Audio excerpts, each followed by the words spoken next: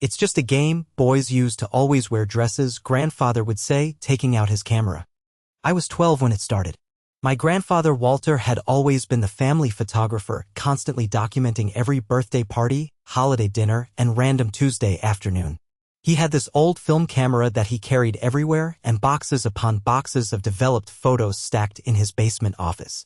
Everyone thought it was sweet how dedicated he was to preserving our family memories. That summer, my parents both started working longer hours. Mom got promoted to management and Dad picked up extra shifts to help pay for my older sister's college tuition. Most afternoons I'd walk to grandfather's house after school since it was only 3 blocks away from mine. He'd have snacks ready and would help me with homework before my parents picked me up around dinner time. The photography sessions began innocently enough. He'd ask me to pose by his rose garden or sit on his old wooden porch swing while he adjusted his camera settings. He'd talk about composition and lighting, teaching me about photography like it was the most natural thing in the world.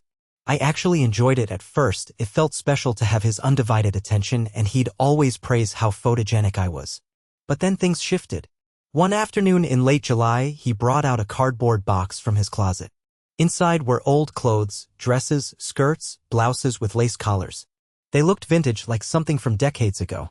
He explained that these belonged to his sister who had passed away when they were children and that he wanted to create a historical photography project. He pulled out a navy blue dress with white buttons and held it up against me. The fabric smelled like mothballs and old perfume. He told me about how in the Victorian era and even into the early 1900s, young boys commonly wore dresses until they were older.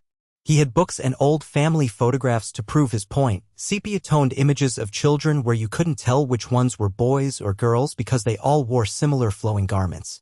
I felt uncomfortable, but he seemed so excited about his project. He talked about how this would be educational, how we'd be recreating history. When I hesitated, his face fell and he looked genuinely hurt. He said he thought I trusted him, that he thought we had a special bond. The disappointment in his eyes made my stomach twist with guilt. That first session lasted 2 hours. He had me change into 3 different outfits, each one more elaborate than the last. There was a white dress with puffy sleeves, a green one with a sash around the waist, and a pink one with tiny flowers embroidered on the collar. He positioned me in different parts of his house, by the fireplace, near the window where afternoon light streamed in, sitting at his antique writing desk. The camera clicked constantly. He'd adjust my posture, tell me to look more natural, to smile softer, to turn my head just slightly to the left. Sometimes he'd disappear into his darkroom for a few minutes, leaving me standing there in clothes that felt foreign and wrong on my body.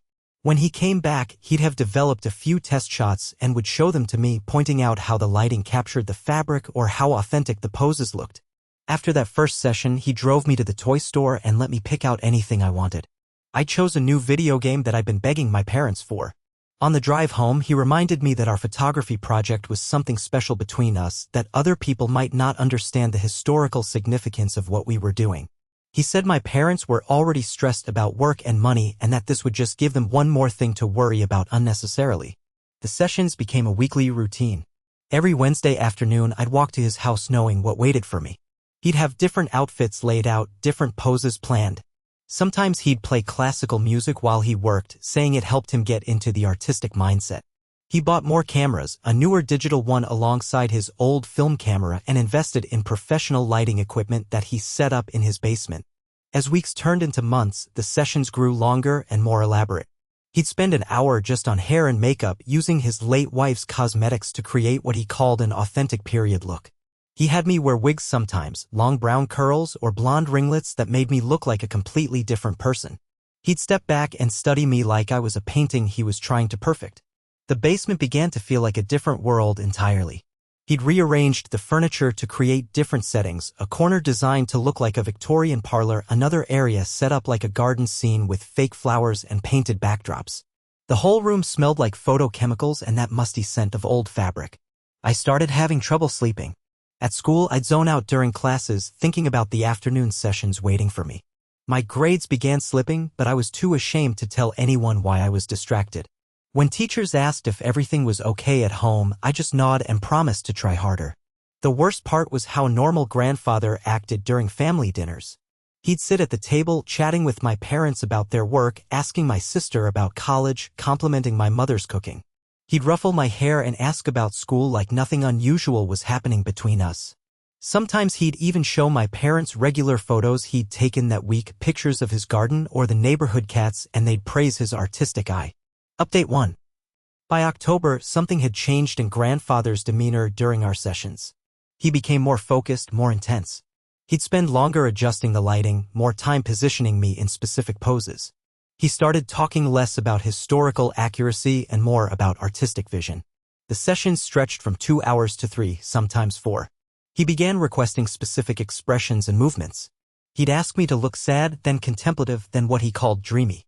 He'd have me sit in ways that felt awkward and unnatural, always with that camera clicking away. When I'd ask when we'd be finished, he'd say just a few more shots, that he was almost getting the perfect image he had in mind. The outfits became more elaborate too.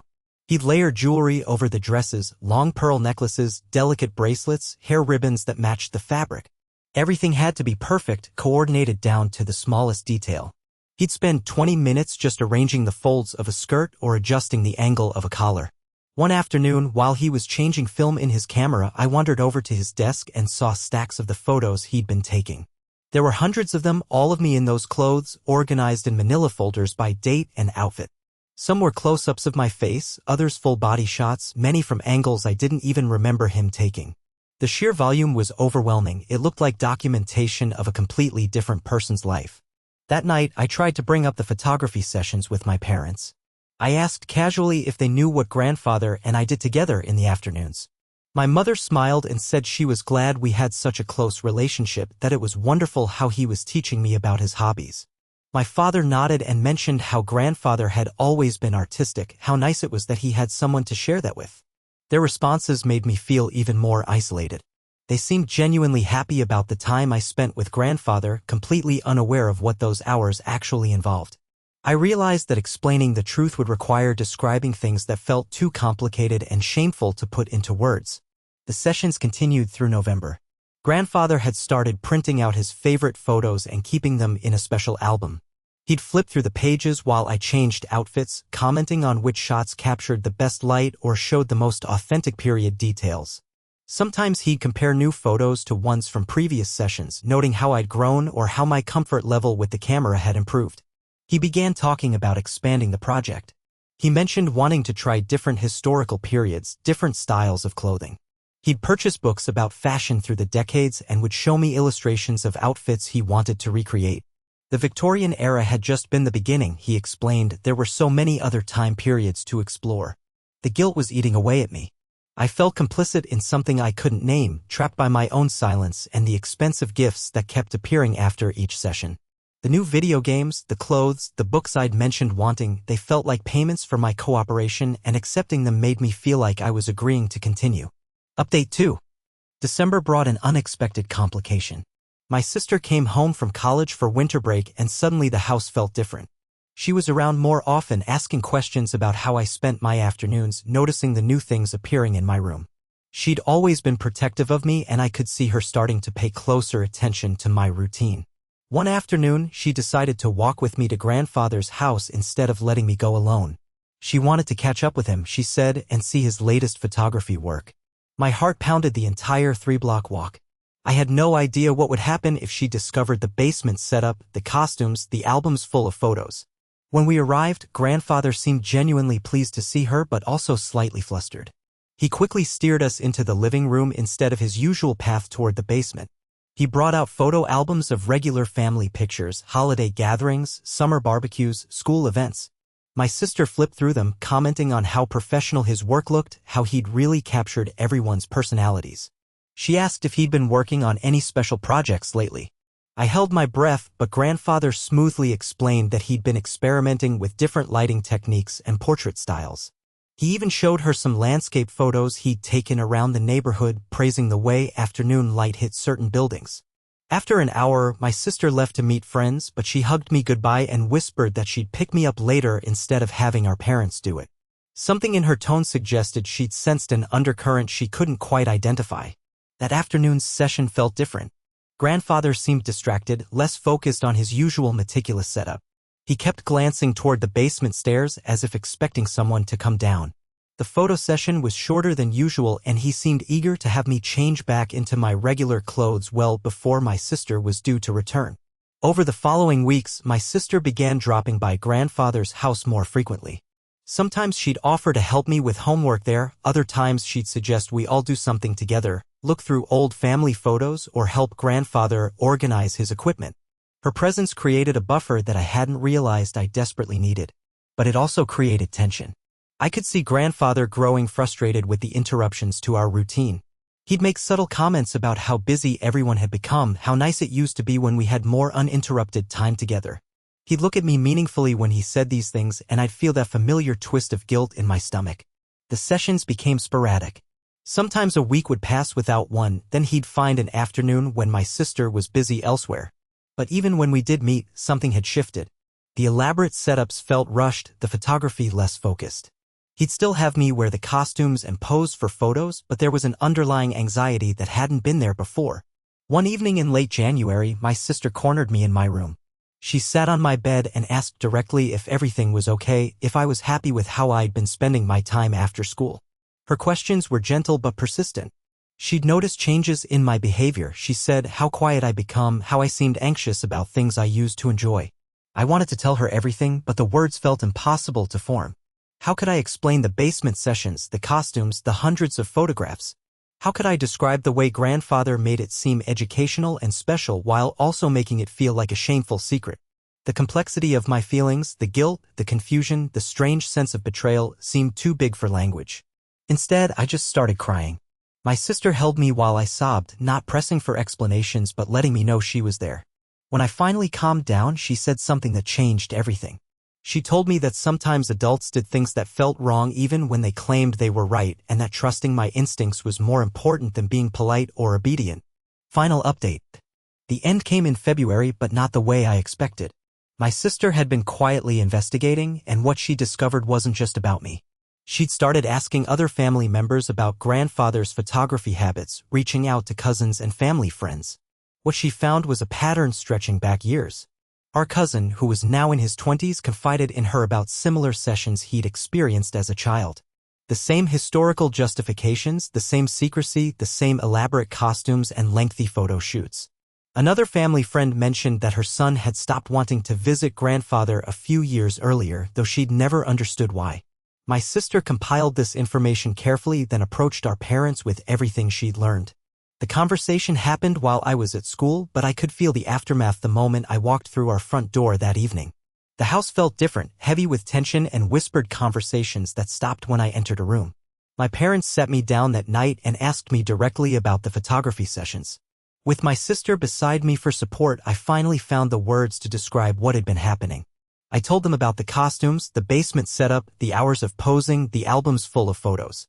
I explained how grandfather had made it seem educational and special while also insisting it remain secret. The next day, my father went to grandfather's house with my uncle. They confiscated all the photo equipment, all the albums, all the costumes. They found thousands of photographs, not just of me but of other children in the family over the years. The basement was exactly as I described, an elaborate photography studio designed specifically for these sessions. Grandfather was asked to leave town. The family didn't pursue legal action but made it clear that he was no longer welcome at gatherings or around any of the children. He moved to another state to live with a distant relative and we never saw him again. The house was sold within a month. The most difficult part was processing everything that had happened. For months, I'd been carrying shame and confusion about sessions that I now understood were fundamentally wrong, regardless of how they'd been presented to me. Learning that other children had experienced the same thing helped me realize that my discomfort had been justified, that my instincts had been correct even when I'd been too young to trust them fully. My sister became my hero through all of this. Her willingness to investigate when she sensed something was wrong, her courage in confronting difficult truths, and her support throughout the aftermath showed me what real protection looked like. She trusted her instincts about my changed behavior and acted on them when I couldn't find the words to ask for help. My parents struggled with guilt about not recognizing what was happening. They'd seen grandfather as a harmless elderly man sharing his hobby with his grandson, never imagining the manipulation and boundary violations occurring behind closed doors. We had many conversations about recognizing warning signs and the importance of maintaining open communication even about uncomfortable topics. The experience taught me valuable lessons about trusting my instincts and speaking up when something feels wrong, even if I can't articulate exactly why. It showed me the importance of having people in my life who pay attention to changes in my behavior and who are willing to ask difficult questions when necessary. Recovery wasn't immediate or simple. For a long time, I felt angry at myself for not stopping the sessions sooner, for accepting the gifts, for keeping the secret.